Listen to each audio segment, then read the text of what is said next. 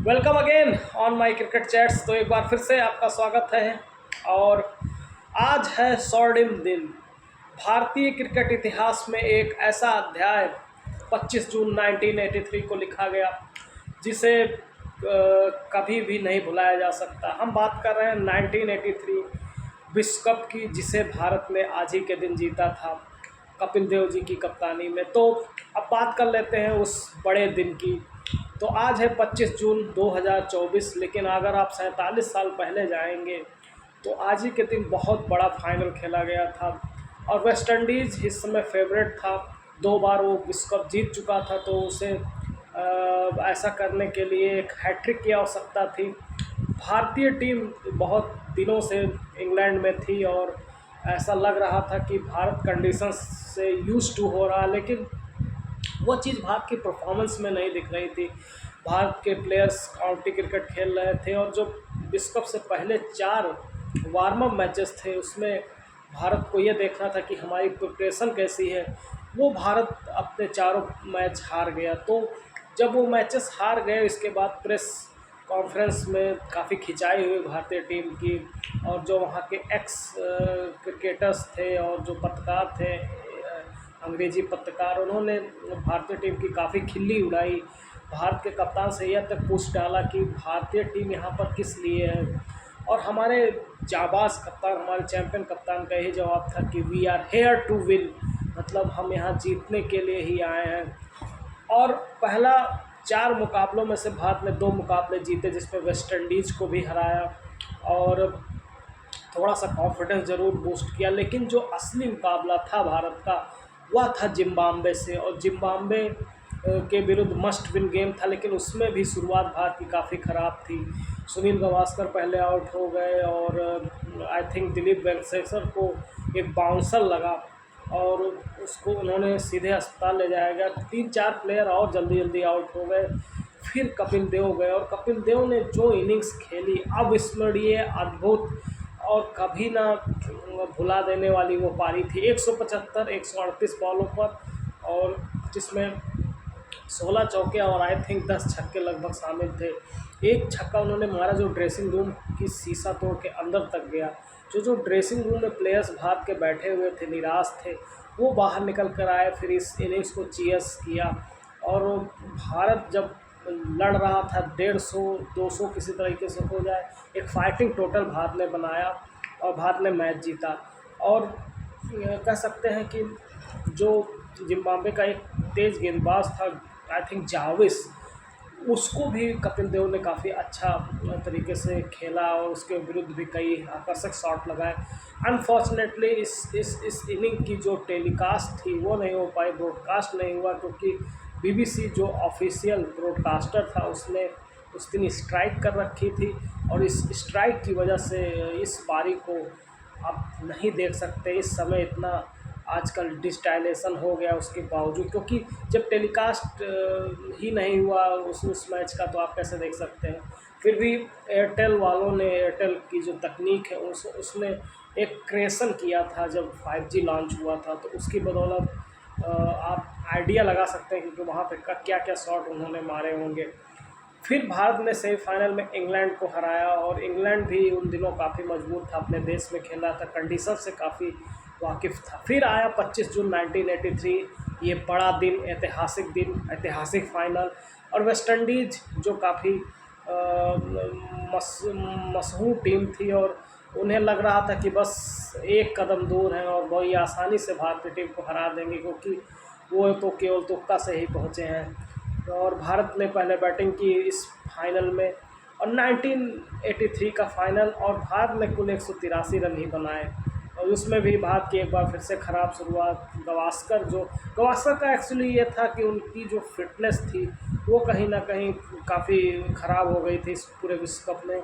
वो 2-3 मैच बाहर थे, फिर जब इंजरी से वापस आए तो उनकी जो रिदम थी, हालांकि बॉलर की रिदम होती, लेकिन उनकी जो फॉर्म थी, आप कह सकते हैं जो फ्लो था बैट का, वो कहीं ना कहीं प्रभावित हुआ था उस इंजरी से, और जिसके कारण वो आउट हो गए जल्दी एक बार। फिर जिमी अमरनाथ ने टॉप ऑर्डर में 37 रन बनाए। क्रिस मॉरिस, श्रीकांत पहले तो काफ़ी संभल कर खेल रहे थे, लेकिन जब उन्हें समझ में नहीं आ रहा था फिर उन्होंने अटैक करना शुरू किया और 20-25 काफ़ी तेज़ किए और सैयद किरमानी ने अंत में कुछ रन्स किए, कुछ रन्स हमारे बॉलर्स ने बनाए। 183 बन गए, लेकिन वेस्ट इंडीज़ जैसी मजबूत टीम के सामने 183 कुछ भी नहीं था उनके पास।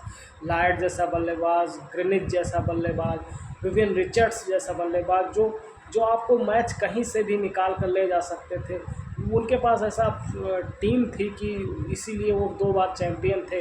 लेकिन भारत के ड्रेसिंग रूम में कपिल देव ने जो कॉन्फिडेंस भरा कि हमारे पास 184 रन है लड़ने के लिए, आप उनको 184 रन बनाने होंगे तभी वो विश्व कप जीत सकते हैं। इस कॉन्फिडेंस के साथ भारतीय टीम बाहर गई और उसके बाद भारत ने जब शुरुआत में 2-3 विकेट ले लिए तो ऐसा लगा कि अब भारत इस मैच में कुछ ज़रूर करेगा। लेकिन विवियन रिचर्ड्स, जैसा मैंने कहा, वो एक ऐसे प्लेयर थे कि कहीं से भी मैच को निकाल ले जा सकते थे। जब उन्होंने अटैक करना शुरू किया, 1 चौका, 2 चौका और 3-3 चौके वो ओवर्स में लगाने लगे, तो ऐसा लगा कि बहुत जल्दी ये मैच ख़त्म होने वाला है। मदन लाल ने जिद करके एक और ओवर लिया और इसके बाद वो इतिहास बन गया, क्योंकि जो वो पुल शॉट मारा और कपिल देव ने एकदम से अपने बाएं जाकर वो आकर्षण कैच लिया। अगर आप वो हाईलाइट देखोगे, if you miss the highlight of the 1983 world cup, go to the ICC app and watch it. तो उसके बाद फिर उन्होंने ज़बरदस्त कैच लिया और इसके बाद एक बार फिर भारतीय टीम इस विश्व कप में वापस आई और ना सिर्फ वापस आई, काफ़ी मिडिल में भी उन्होंने विकेट्स निकाले और उनके जो कीपर बल्लेबाज थे वो अंत तक डुजेन शायद उनका नाम था, तो वो अंत तक थे, लेकिन वो वेस्ट इंडीज़ को जीत नहीं दिला पाए। जैसे ही अमरनाथ ने आखिरी विकेट लिया, भारतीय टीम पूरी तरह से छा गई। लॉर्ड्स की बालकनी पर हमारा तिरंगा लहरा रहा था और भारतीय टीम जश्न में डूबी हुई थी और किसी को विश्वास नहीं हो रहा था कि भारत विश्व कप जीत चुका है। भारत में यह खबर 2 दिन बाद आई, लेकिन आई तो सही और एक अच्छी खबर आई और भारत ने इस विश्व कप में दिखा दिया कि अच्छे दिन पर अच्छी क्रिकेट खेलकर अच्छी टीमों को हराया जा सकता है। और वेस्ट इंडीज़ जो काफ़ी मजबूत मानी जाती थी, जिनके पास एंडी रॉबर्ट्स, माइकल मार्शम और 3-4 गेंदबाज ऐसे थे जो काफ़ी हाइट से बॉलिंग करते थे, उनकी तेज़ गेंदें बैटर्स के सामने आती थी। एक परफ्यूम बॉल जिसे आप कह सकते हैं, जो फेस के सामने से निकलती थी। तगड़ी पेस अटैक था उनके पास। उस टीम को हराना और वो भी विश्व कप फाइनल में, अनबिलीवेबल। और आप कह सकते हैं ये 60 ओवर का विश्व कप था, ये 50 ओवर का विश्व कप नहीं था। भारत एक ऐसी टीम है जिसे 50 ओवर और 60 ओवर दोनों विश्व कप जीते हैं और भारत के इस परफॉर्मेंस से खुश होकर जब इनाम देने की बारी आई तो लता मंगेशकर जी ने बॉम्बे में रिक्वेस्ट किया था कि इन प्लेयर्स को कुछ इनाम राशि दी जाए, तो फिर उस इनाम राशि को बढ़ाया गया था। पहले वो इनाम राशि काफ़ी कम दी जा रही थी। फिर चलते हैं एक बार फिर से लॉर्ड्स की तरफ।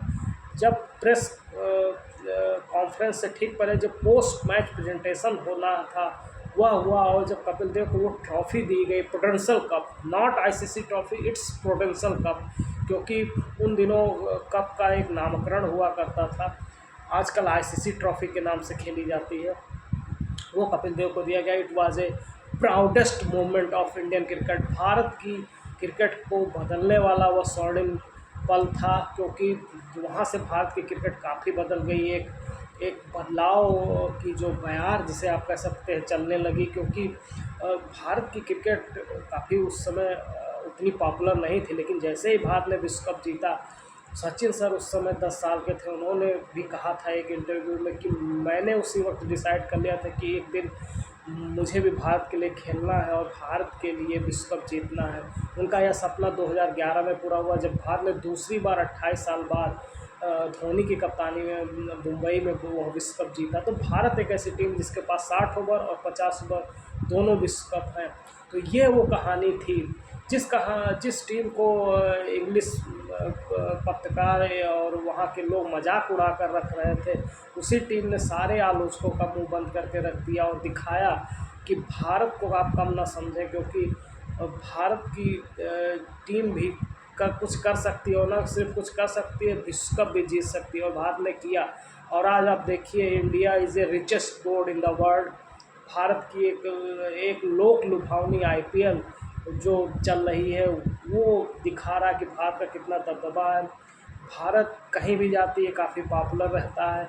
तो ये सब क्यों हुआ? ये सब हुआ इसलिए क्योंकि जब भारत ने ये विश्व कप जीता, वहाँ से ये बदलाव हुआ। और आप कह सकते हैं कि जो भी ये चेंज था, वो ऐसा चेंज था कि भारत के क्रिकेट को न सिर्फ बदल कर रख दिया, विश्व क्रिकेट में ये संदेश गया कि अब भारत की टीम भी कुछ कर सकती है, और कुछ कर नहीं सकती है, कोई भी टीम को हरा सकती है। इसके बाद आपके सामने इतिहास है, 2011 भारत जीता, उससे पहले 2007 वर्ल्ड T20, 2013 चैम्पियंस ट्रॉफी, और इस वर्ष जो भारत सेमीफाइनल में पहुंच गया है आईसीसी मेंस T20 के सेमीफाइनल में, जिसे इंग्लैंड से खेलना है। ऐसा आशा करता हूं कि वह दिन फिर आए, 29 जून 2024 को भारत फिर ट्रॉफी उठाए। लेकिन ये तो रहेगा इंतज़ार, और यहाँ है सेलिब्रेशन का time. This is a sweet and sweetest moment, क्योंकि इंडियन क्रिकेट के इतिहास में ऐसा दिन बार बार नहीं आता। तो एंजॉय करें इस दिन को। और ये वो दिन है 25 जून 1983, जिसने भारत के क्रिकेट को पूरी तरह से बदल कर रख दिया। सो अब आशा करते हैं आपको ये स्टोरी ज़रूर पसंद आई होगी।